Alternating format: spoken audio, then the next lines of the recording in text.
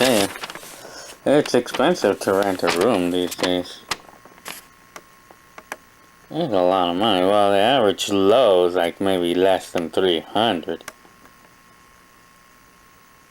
So those are not too bad. But a lot of them, they ask like $400 though, and it's a lot of money. See? But it's expensive anymore to get apartments and stuff. My mom pays $1,000. See?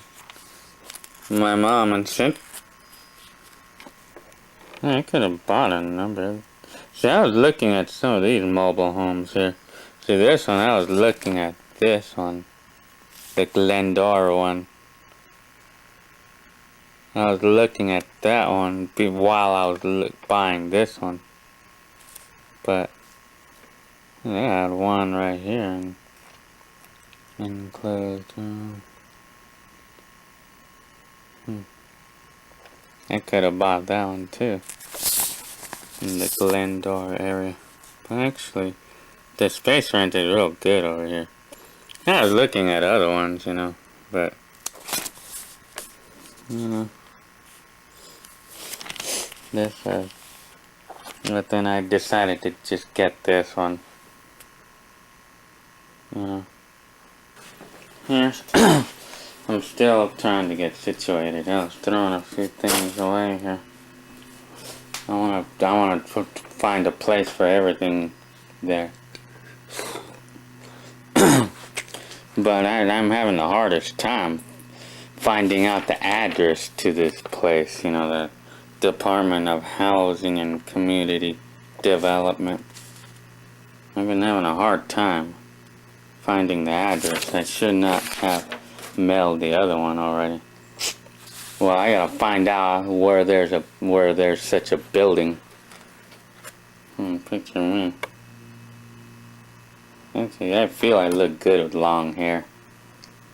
Yes. Well, I guess it's going on to about 2 weeks now. But check out what happened today on September 11th of 2001. I'm telling you, all day long I've been hearing about this. The World Trade Center in New York City. It was struck by terrorists. Look at that, I'm telling you.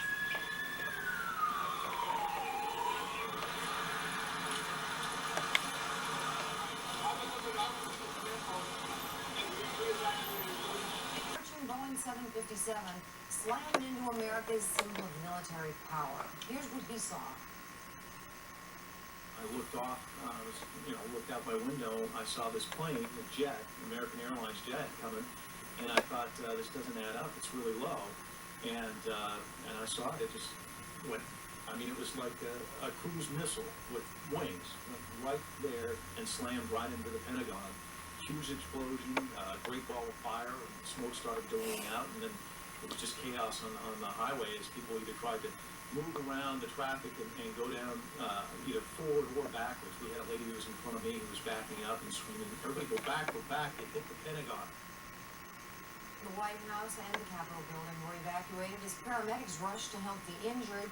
Using the Marriott, which is right behind me, United Airlines using the Sheraton Gateway. Now the Red Cross is providing some much-needed emotional support for those in need. Trained counselors are on hand to help people who have lost their loved ones.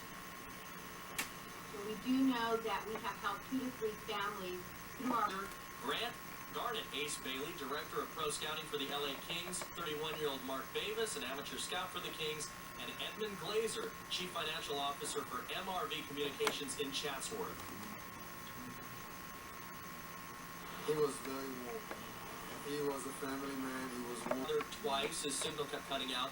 One man called his mother to tell her that the plane was being hijacked. A flight attendant called a loved one to tell him that 2 other flight attendants on her flight had been stabbed and that they were going down. And also, one of those people who was killed, nationally known prosecutor Barbara Olson, she managed to call her husband on her cell phone to tell them that they were being hijacked and moved to the back of the plane. Sadly, all of these people seem to know their fate. We're live tonight near LAX. Back to you in Hollywood. Okay, thanks, Ted. And now we're going to go to Jim Nash. He is at LA International Airport, which reports from me. Of our live truck here. There you see a bunch of Northwest Airlines planes. They're all parked on the ground here at LAX. That's just within a block or so of where we are right now. Earlier In Los Angeles Police Headquarters, as city officials are urging calm tonight, we heard the young city councilman, president of the LA City Council, Alex Padilla, saying tonight that LA is safe. Those words were echoed later by Chief Bernard Parks. And there were statements made, Mark, both in English and in Spanish, reaching out to people to tell people to get back to normal as soon as possible. They mentioned that, in fact, the port of San Pedro will be reopened tomorrow and that City Hall will be reopened, and they're hoping that people can start to get back to normal in the city of LA. Trying to get back to normal as soon as possible. Alex Padilla, all of 28 years old, acting here as the spokesperson for the city where the mayor is. He was in Washington, D.C., for a conference, and when all this took place, he ended up being stuck there. The planes are grounded. He can't get back to Los Angeles. So Alex Padilla thrusted the position of leadership of the city of Los Angeles. New York Times. Here it is again in slow motion, and on board this plane, Frasier sitcom producers David Engel and his wife Lynn from Pasadena, Edmund Glazer of Chatsworth, and a number of other people, 81 passengers, 11 crew in total, and crashing right there into that tower with amazing force. The speed and the force with which it hit is just immense. The reason we seem to know a little bit more about this flight, Mark, was because one flight attendant was able to get on the telephone, and the information that she imparted was that there were armed hijackers on board with knives. There was one report that one of the flight attendants was actually stabbed to death before the plane went down. And so we've been able to piece together some of the information about the most horrifying moments right before that plane crashed into the Twin Towers. Yes, horrifying moments, and then punctuated, of course, by the ultimate horror, the crash of these aircraft into their selected targets. We are going to move on. ABC News is covering this from the national side. We will return with more of the local angle having to do with this story. Pilots of one sort or another in that territory. And the news is all over, man. That nothing occurred in this county, or there's no trends developing that would be suspicious. Welcome to a children's library. It's all over, man. There were 3 or necessary resources to bring the people responsible for these acts, these crimes, to justice. Defense Secretary Donald Rumsfeld, who himself rushed to the scene of the Pentagon attack, never left the building. I should add that an emotion that has been really a stranger in America. Now, we... America, war again in America, very serious headlines in the Daily Telegraph and the usually extremely understated Financial Times carrying this picture of Manhattan in flames. To their behavior on this side of the Pentagon. But Can't this is take interesting them. because we... Pilot goal. And I thought it was very interesting. You're talking about 75 flying to Los Angeles for the start of King's training camp on Wednesday. You learned? as much. today 첫 토니 당시 기내 분위기와 현재 상황을 전해왔습니다. 대한항공 K2 All over. the individuals obviously we Yeah, I wonder how long this will be going on. At a certain point, he said, "Wait a minute. There's a puff of smoke out on one of the wings, or a puff of white smoke." And then he said, "We're going down." Exactly what sequence that's in, I don't. And then on to part of the viewing audience today. This is a national event. I suppose the option is Plans for engine set on the Pentagon. An ominous development over to the left, David. If you can get the cranes, we had Judy netted. For the first time in history, the FAA shut down. Hours after the attack, many smaller explosions rumbled through downtown. Firemen, paramedics, and police officers walked out of the carnage in shock and disbelief. It was unbelievable. This guy's still trapped. We couldn't get to him. Anybody want to volunteer?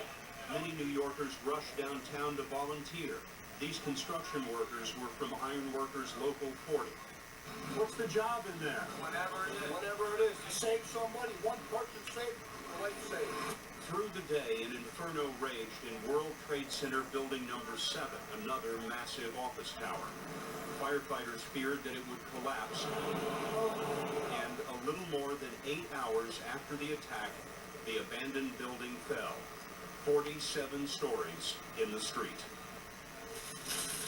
This is what's left of the carefully organized files and lives that were the World Trade Center. Bits of paper blasted into the street. Construction dust an inch or 2 inches deep everywhere you look.